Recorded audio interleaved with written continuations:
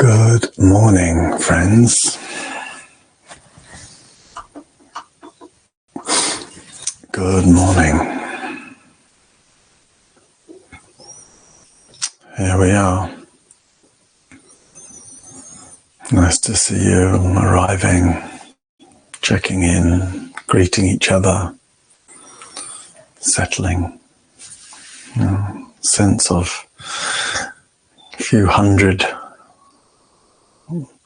rooms, floors, bedrooms, wherever you are, a few hundred people, cushions, shawls, floors, chairs. Maybe some of you still in bed. Like a sense of a kind of quiet, intimate arriving, settling, sensing, opening. Beautiful. Okay. I'm wondering if I need to just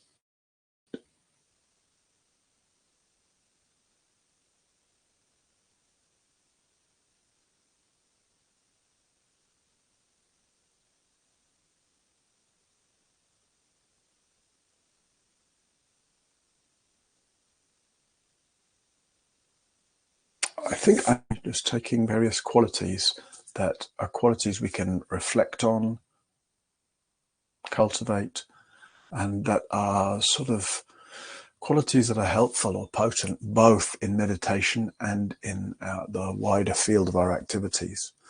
So we looked on Monday at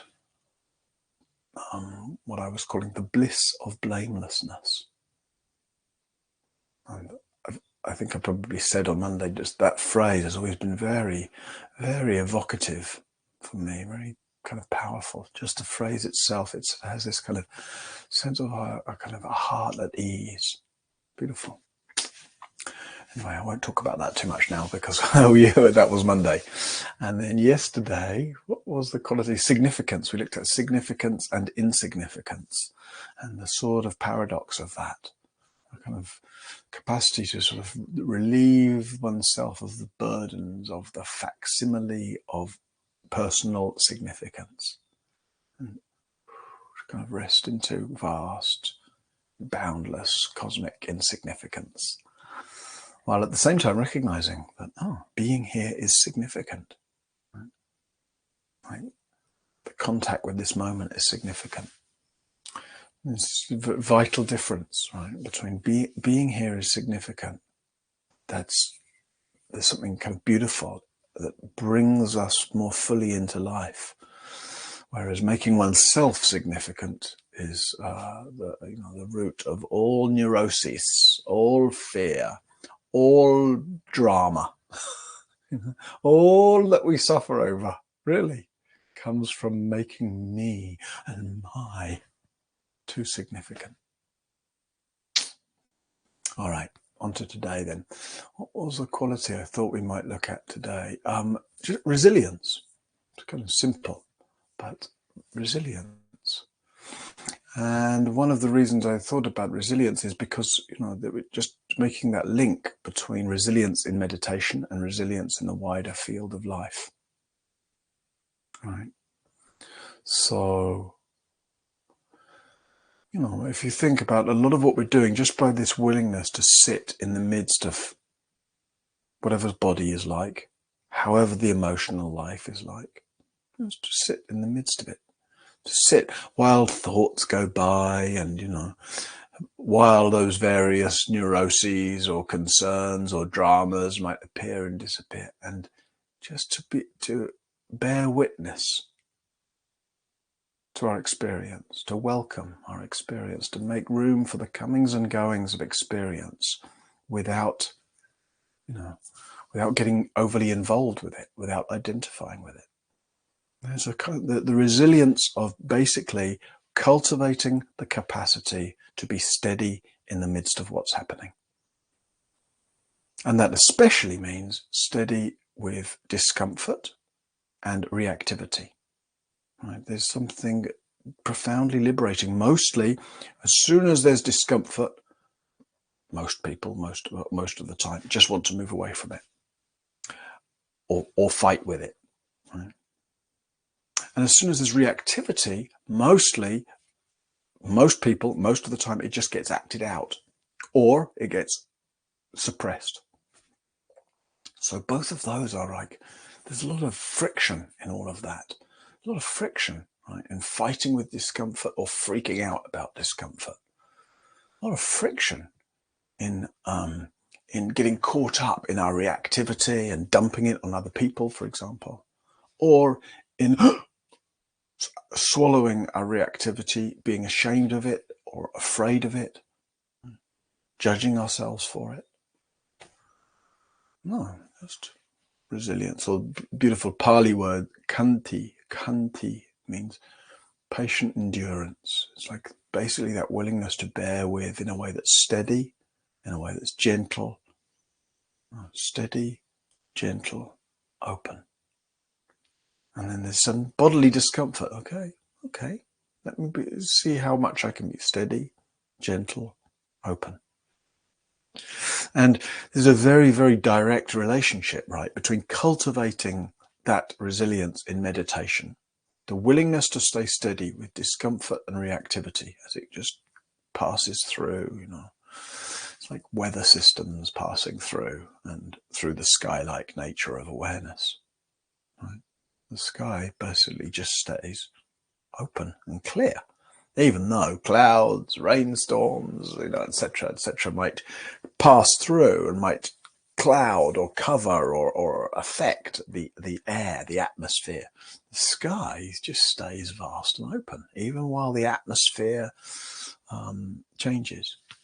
That's what steadiness is. That's what resilience is. It's like just maintaining the sky-like nature of awareness and not being so bothered by the passing weather patterns.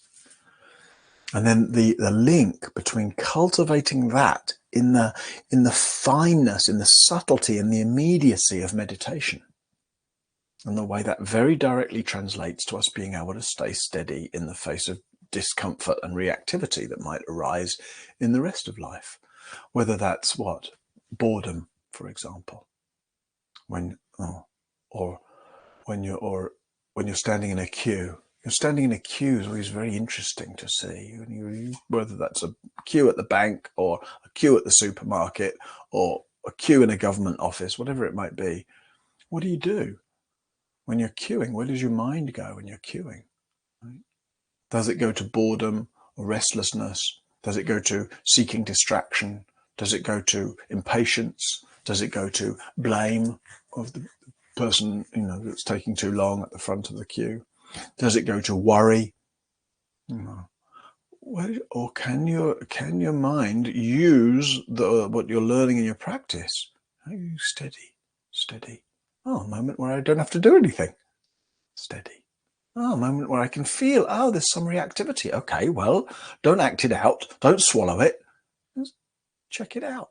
Make room for it. It's just a weather system. Or when someone says something we don't like, you know, or when our indignation gets provoked.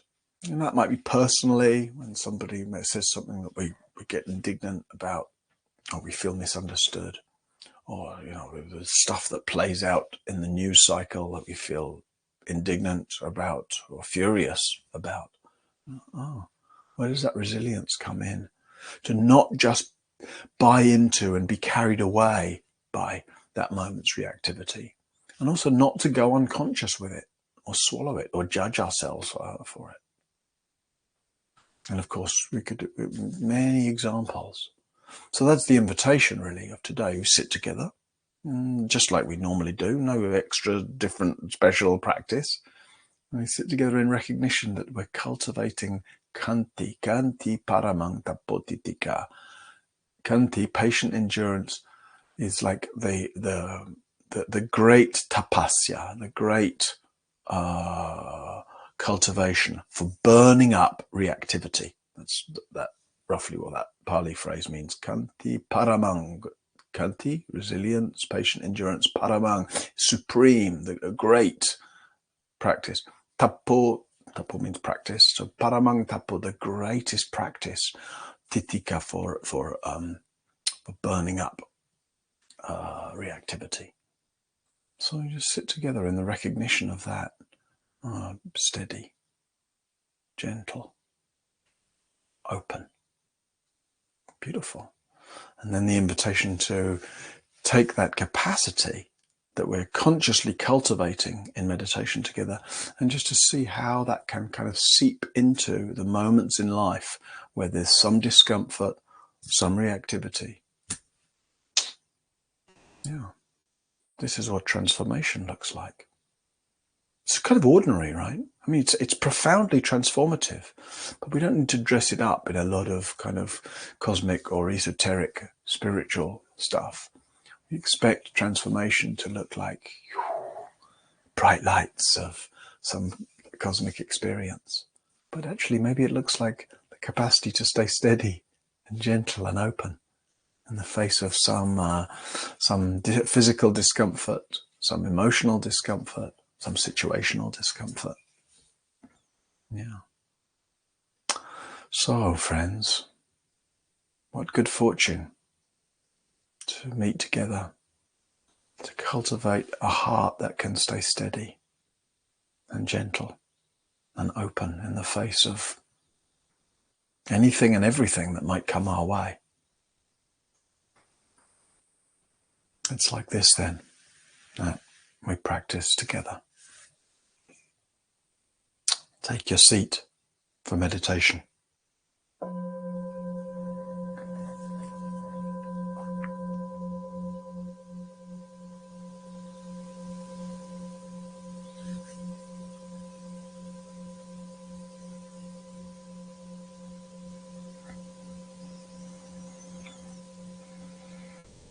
As you settle into your posture, and as you settle into presence, begin by really sensing into your base, the base of your posture, your legs, your buttocks, your knees. If you're on a chair, your feet on the ground, just feeling the quality of steadiness is it gets very evoked by the density of sensations down in your base. Steady. Steady on the earth.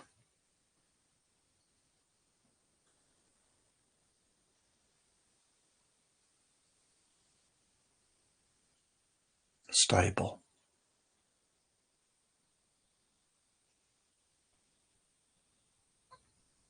Sitting like a mountain.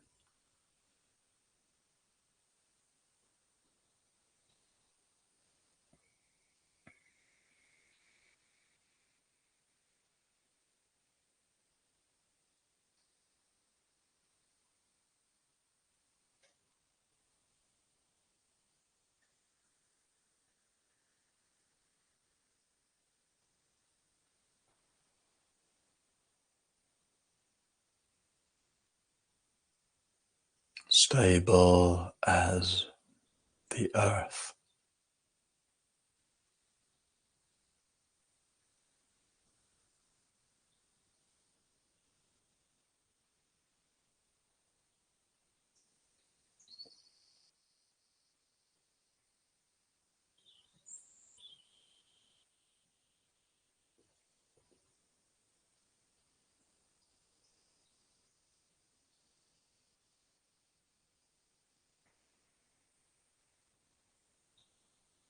Steady has a quality of relaxing to it.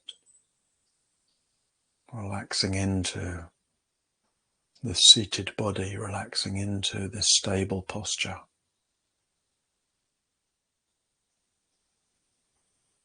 It's as if your whole body might just sink by a couple of millimeters. as if the heaviness of body sitting is imprinting itself into the earth beneath you. Steady. Stable.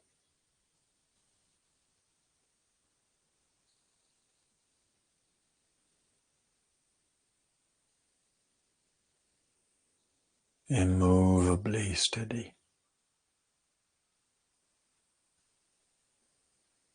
Unshakably steady.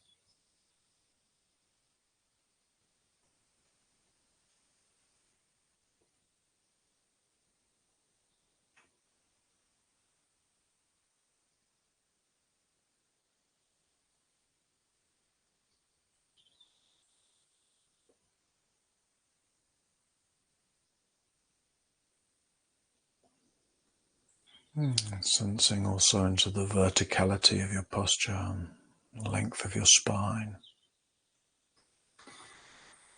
Maybe rolling your shoulders back just a little, feeling that space that comes into the chest, that quality of openness. It's open to sound, open to sensation, open to feeling.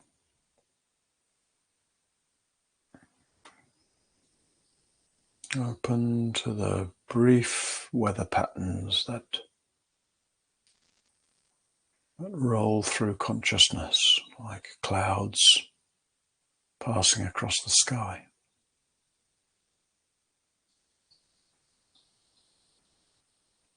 Open to everything,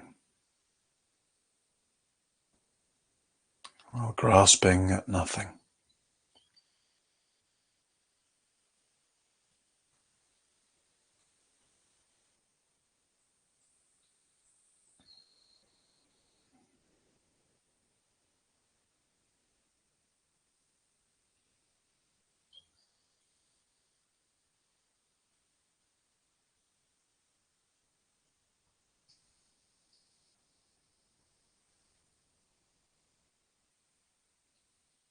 And just feeling the way your breath, this kind of living movement, this tide of life, of expansion and relaxation.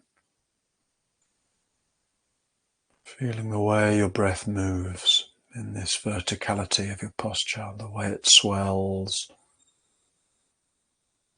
your torso during the in-breath, the way it softens everything in the out-breath.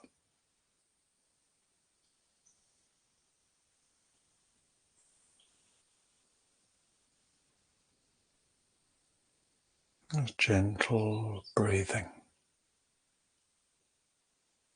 natural, unforced, effortless breathing.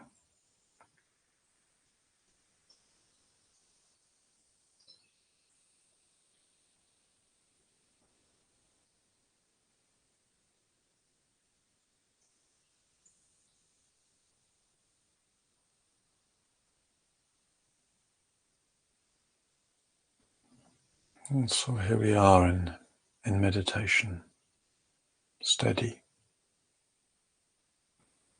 open, gentle.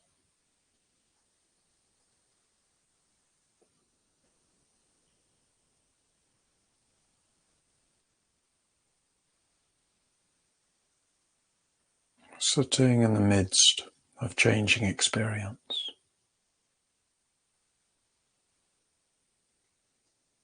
Just like this.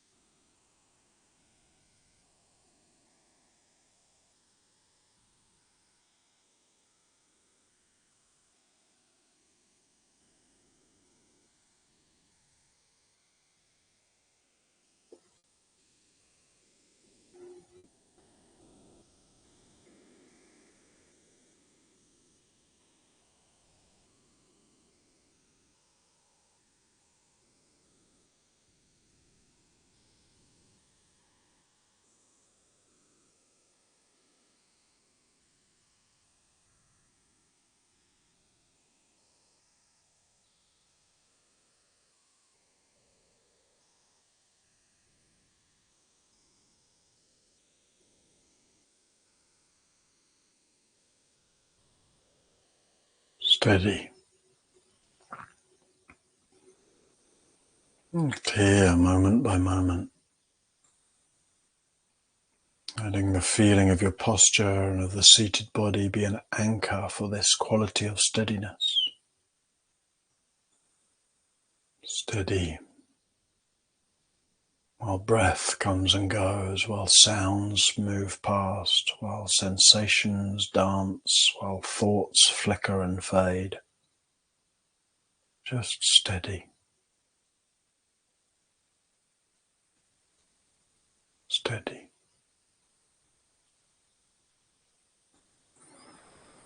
And when you notice that that steadiness has become interrupted by some thought stream, by some being lost in some way, no drama, no blame, no problem. Just re-establishing this steadiness in the feel of your posture and the weight of body on the ground.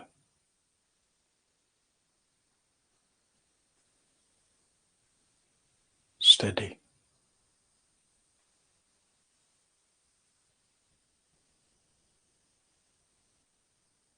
Stable.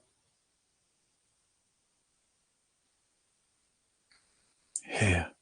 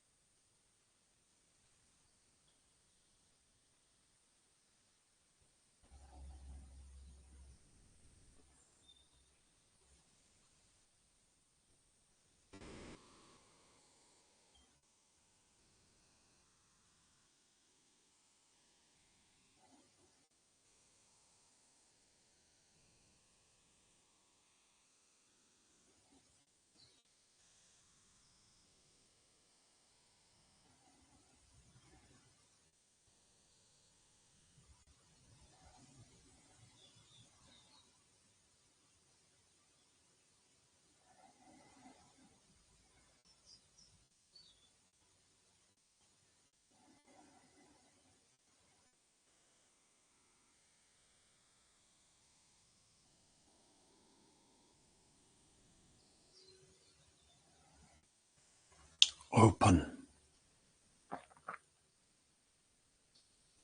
Open in your posture, open in your chest.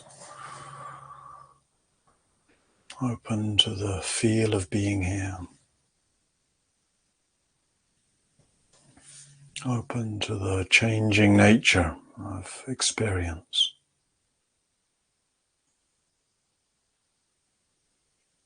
Open to whatever appears,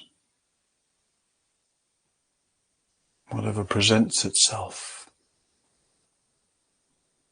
Open to whatever sensations,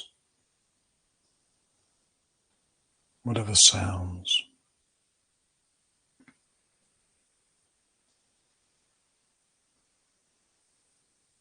Open to the way everything is fleeting, brief,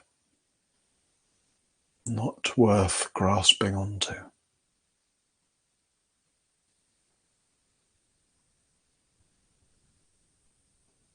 Open in a way that's simple, relaxed, undefended.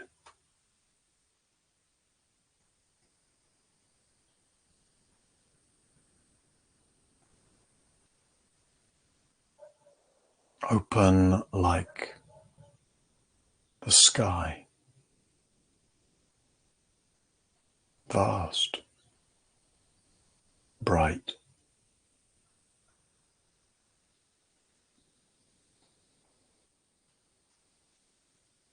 While the weather patterns of thoughts and feelings and commentary, while it all just blows across the sky-like nature of awareness.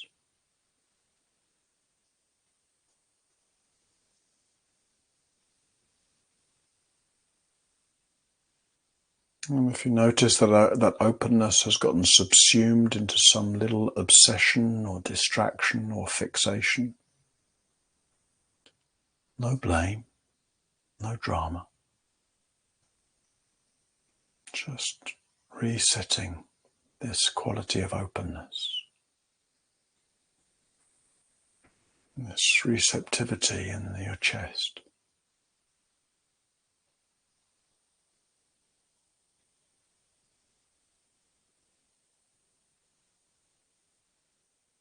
Steady and open.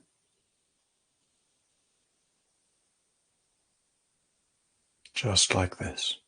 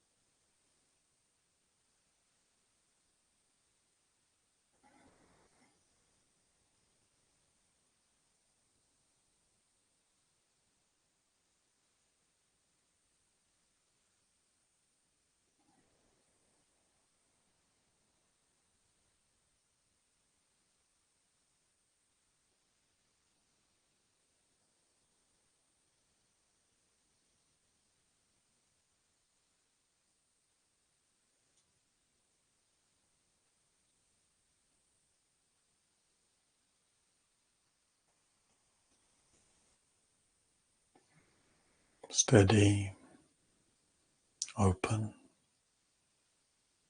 and gentle.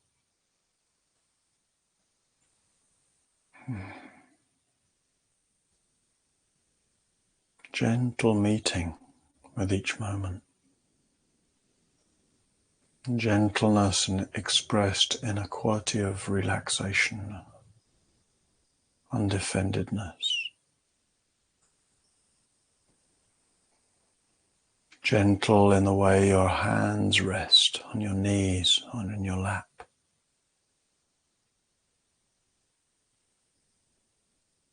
Gentle in the way you allow breath to come and go freely.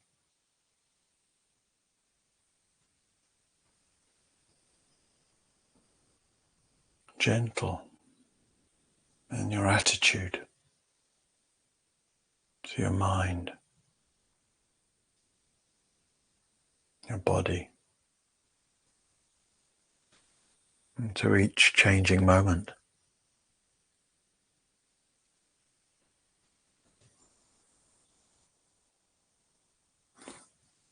A gentle gaze upon the world of experience.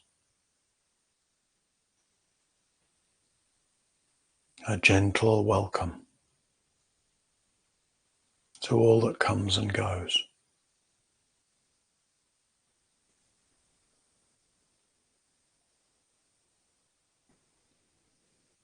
So it's like this then, these last minutes of sitting together. We cultivate this capacity for resilience,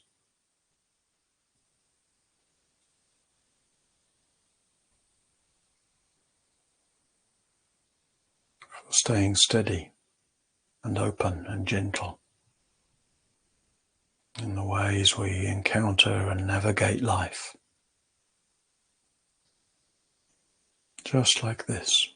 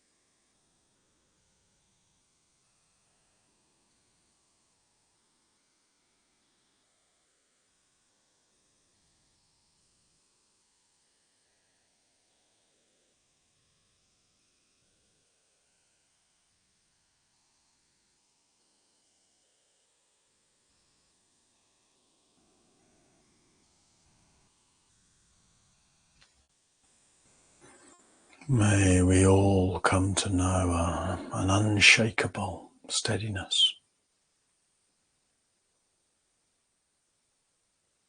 an infinite openness,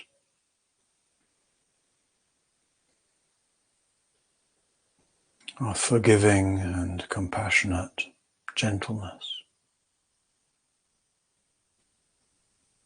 Kanti paramang tapotitika.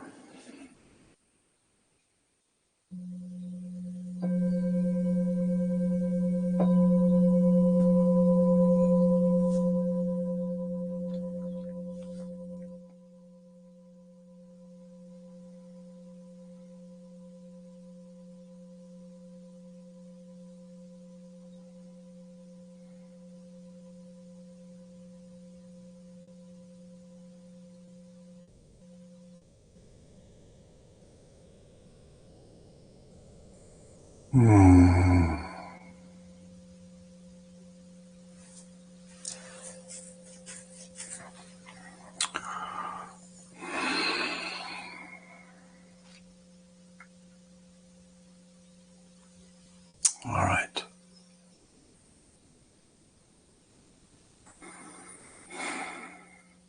So, as I said earlier, I'm exploring these qualities that are very much mirrored between formal practice, meditation, and informal practice.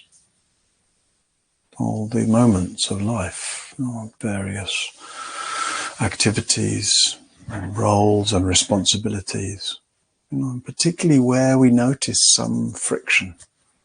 As soon as we notice some friction, we tend to think, oh, there's a problem. But actually, where we notice friction, that's where our practice comes. That's where we get to learn about ourselves and our reactivity. And that's where we get to make a difference to it. That's where we get to meet and resolve it. And so this quality of khanti, or resilience, these sort of three nuances of it that we explored, steadiness, openness, gentleness, really powerful, helpful, simple as well. So just that encouragement. Right? It may be that you just take one of those three. Steady, what would it mean like to go through today with the emphasis on steady? Basically, embodied awareness, steady. What would it be like to go through the day just focusing on openness? It's that sense of making room for what's happening, rather than getting caught in a rather narrow way. What would it mean to go through the day gently? Gentleness, just a gentleness with the way we, eating breakfast.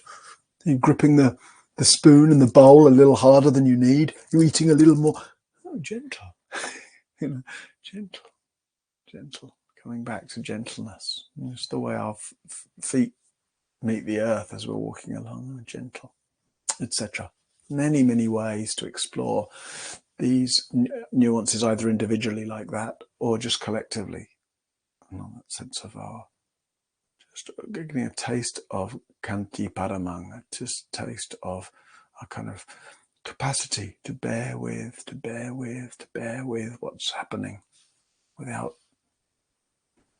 taking it so personally, without meeting it so harshly. All right. So here's a little time for questions.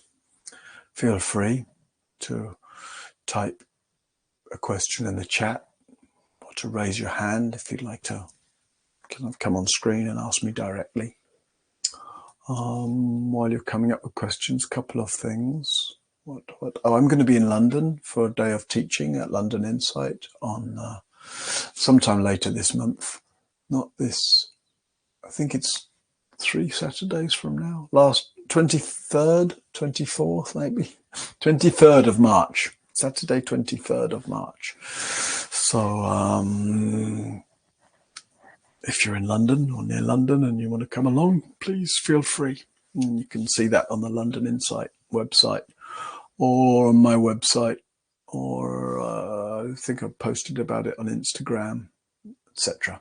Oh, and I mentioned Instagram on yesterday when I talked about significance and insignificance, and that little cartoon that I mentioned. So you can find me at Martin Aylward on Instagram. And then Dana. Hey, if this is good, if you appreciate what's happening here at Sangha Live, if you feel you benefit from being here and you want to support that happening, because the only support Sangha Live has is your support. That's not to put pressure, not you personally, but you, us, collectively. Right? Oh, there's nothing else keeping this going. This keeps going completely and entirely through each of us participating, each of us contributing.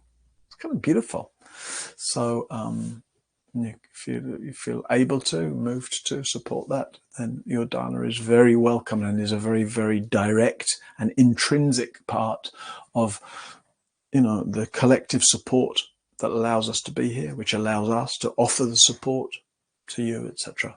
So that sense of mutuality is really what dana means: mutual support, offering, generosity, and the blessing of that. So you can make dana offerings at sangha.live/donate, just like George posted in the link there. All right. That was a question, I think, somewhere I saw. How can we cultivate openness during the day?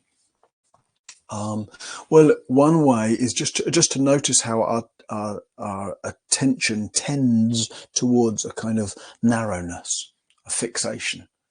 Might be a fixation on what we're doing, but more often actually it's just a kind of fixation about some thought object, fixation around some self-image. Oh, what do I want? What am I doing? What do they think of me? Oh, what happened? Oh, what was that about? Oh, I remember that. Oh, no. It's like, you just get seduced by our thoughts, as if our thoughts are the most important thing. Thoughts are helpful, but much of the time they're not the most important thing. Occasionally they might be, if you're consciously actually thinking about something. Oh yeah, that. Oh yeah, and it's, you can have a very helpful reflective process. But so often we're not making good use of a reflective process. We're just lost in thought. And so to recognize that, and to come back to openness, and to let the openness be sensory, like, I'm open in the gaze. Open, what does it mean to be open in your body? Right? We're usually tense, maybe just subtly tense, but in some way that we haven't noticed, some way that isn't necessary, isn't helpful. And then to note it, and to soften that. It's like coming back to an open relationship with this moment. And so those are a few pointers to that. And for the rest, I would say, find out. Let's just find out through recognizing when narrowness and seeing how you can sort of let it dissolve into wideness, we might say, noticing tension, seeing how it can soften into, it's like you might try it now. Tense your arms, tense your legs, tense your shoulders, tense your face. Doesn't feel very open, does it? Right, it feels tight, it feels small, it feels dense, and then relax. And as you relax, you'll feel those tight boundaries soften. The more there's relaxation, there's a sense of openness. Right? So by just staying attuned, or every time you remember coming back, you tune what's happening. Is there some tension? Is there some narrowness? Is there some fixation? And if there is, sometimes just the noticing it is enough to release it. And if it's not enough, so if it is enough, wonderful. Just tasting that sense of returning to openness. And if it's not enough, then just staying curious. What's happening? What's happening such that I'm kind of wedded to this fixation? And just stay gently, right? Stay with kanti, patient endurance. You stay, and find out how this this sort of constellation of experience, staying steady with it long enough to find out how it can open. So steady, open, gentle. There are really three facets of this same quality, right? Kanti paramang tapotitika. Somebody, Ruth, asked how that was spelled in Pali. Kanti, Khanti, is usually how it's transliterated. Kanti paramang, Paramang. Kanti paramang tapo, Tapo, like tapasya practice. Titika, Titikha, I think. Titika, Titikha. Kanti paramang tapotitika. All right. All right. What else? What else? Françoise says, I've recently experienced a lot of overwhelm and despair in the face of all the violence, war, and cruelty. How can I meet this not so personally and not become paralyzed? How to stay open to this? Yeah. So, it's painful, right? To hear about, to see, to reflect upon, to be made aware of, or to encounter directly, right? Violence, cruelty. It's painful. It's painful. So I know that's very obvious, but there's something important about just acknowledging that it's painful. Oh, it's like actually acknowledging that it's painful. Sometimes we think, it's when we think it shouldn't be painful, or when we think I shouldn't, suffer over this, and we're sort of we're creating a friction with it that then actually can lead it to be overwhelming, because it's like that stuff is painful and it sort of breaks through the dam of our resistance, and breaking through the dam we get flooded. Right? So acknowledging, oh, this is painful.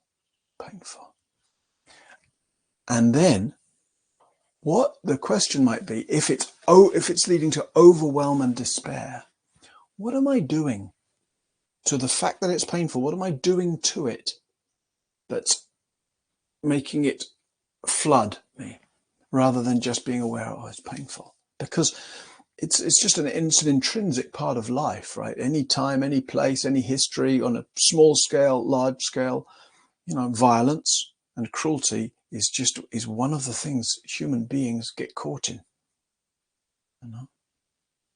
It's painful to see that that's one of the things human beings get caught in. It's painful to see that oneself, oh yeah, I can get caught in that, even if it's just caught in a mind moment and a kind of just a thought that's aggressive, or that's blaming, or that wants to punish somebody, And then it's painful to see, wow, in some situations it goes much further than just being a thought. It gets acted out.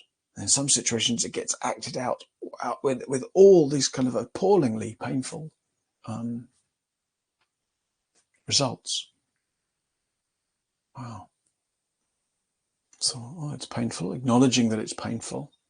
It's like recognizing, oh yeah, this is what humans are like. Not all of what humans are like. Humans are also capable of great, kindness, creativity, genius, brilliance, connection, etc. So what am I doing to the fact that this is painful that's leading me into overwhelm and despair? And particularly, I imagine, I don't know, right? But just my question for you, Françoise, is there something in your own personal history about violence and cruelty that is getting mixed up with or laminated onto the current violence and war and cruelty that you're aware of and exposed to? I would imagine that there's something. So if you just zoom out a little bit from the war and cruelty and violence playing out on the news, in the news feed or wherever that is, and you come back, what's my own relationship to violence and cruelty in my own history, and the ways that may have been overwhelming or despairing in various ways, and that's maybe unresolved still in the heart, and and it's getting then fused with the other stuff. All right.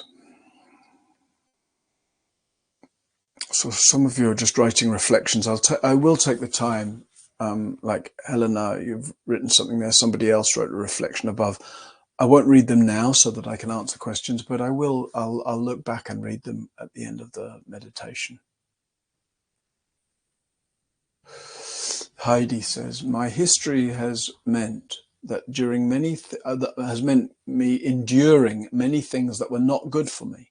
How can I differentiate between enduring, that is a sort of self-inflicted damage, yes, and being resilient? Good question. Being with what is really happening and the pain that is real. Yeah, beautiful. So I would say, Heidi, the fact that you're answering that question, the fact that you're asking that question, the fact that you're recognizing there's a difference, right? There's a difference between a kind of resignation, a sense of enduring that isn't gentle, open, steady. There's an enduring that's either brittle and hard and resistant, or it's collapsed and resigned and hopeless, right? So when we're enduring things that are not good for me, look out for those qualities. Either it's brittle and harsh and you're resentful of it, or you're collapsed and hopeless, or there's a lot of self in it. Oh, I'm just, it's me. I have to do everything. Nobody else understands. I have to take it all on. I have to deal with it all, right? All those are signs of what we could call it an unhelpful endurance, a brittle endurance, or a resentful endurance, right? So how can you tell? You can tell because of that what we've been talking about as resilience or khanti is characterized by these qualities: steady, gentle, open. Yeah. And you can cultivate steadiness and gentleness and openness, with whatever's happening. But it's also like some things, where and when you have the choice, some things are not to just be endured. No, I mean, we can take any kind of obvious example of that, but it's like, if you're cold, you don't have to just, oh, I'm cold, I'm just going to stay steady. No, put on a sweater. Sometimes it's that easy, and we make things too complicated. So sometimes you don't have a choice. If you don't have a sweater, right? Well, it's like, some things you can just manage externally. If you can manage something to make yourself more comfortable, right? If you can just manage something externally so that you don't have to endure discomfort and reactivity, then please do that. And, however much we might do that, there's also times where there's nothing we can do, right? Discomfort that arises through illness, for example. So, okay, you take yourself to bed and you take medication if you can to take care of yourself. But it's like, what's the inner relationship? Like, do I become resentful, or do I play out a lot of drama about it, etc.? So look for those three qualities: steady, gentle, open, as ways to discern, the difference. Okay. Then Ali is asking about, like to hear your thoughts towards the end of meditation. Thought stopped and I seemed to disappear, and it was a bit unsettling. Yeah, can be. It's very normal, Ali. I mean, maybe normal isn't the right word. Natural to disappear. And sometimes that sense of, thought stops and I disappear, sometimes it's very relieving instantly to people. Oh, just sort of dissolve. When there's no thought production, It's like, who am I without my thought productions? Oh, this usual sense of who I am can seem to disappear. Sometimes that can feel rather instantly relieving and wonderful. And for other people, sometimes it can feel, just as you say, a bit unsettling. And sometimes for people, it can feel very unsettling. All I would say is there's absolutely no cause for alarm. If it doesn't happen again, then there's no cause for alarm. If it does happen again, then the fact, if you become a little unsettled by it or fearful of it, that very unsettledness will bring you back to a more familiar sense of things. So no cause for alarm. And if you're not alarmed by it, because it may be that if that happens again, you get a bit more familiar with it, and you're more able to just abide in a more thoughtless way, briefly, able to somehow disappear, and yet there's still awareness. Awareness is here, but there doesn't seem to be the familiar sense of me being aware. There's not awareness of self. Those are the two usual postures of self. Either it feels like the self is the one being aware, I am aware, or it feels like there's awareness of self, awareness of my thoughts, etc. But all of that can melt. There's still awareness. There's no self in it. It's not a self being aware. There's not an awareness of self. I can't really say who or what it is that's aware, and yet here's this awareness, bright, luminous, mysterious, immanent. And so it may be that there's a kind of recognition. It can really, really, really transform our relationship to what we habitually take the self to be. But it's quite natural and common that the first time or the first times maybe that happens, that it can be a little unsettling. Yeah. All right, friends. Good. Well, we've gone over time a little bit, and there may have been more questions, I don't know, but as always, you're welcome to just ask them tomorrow. So thank you for your presence and your practice.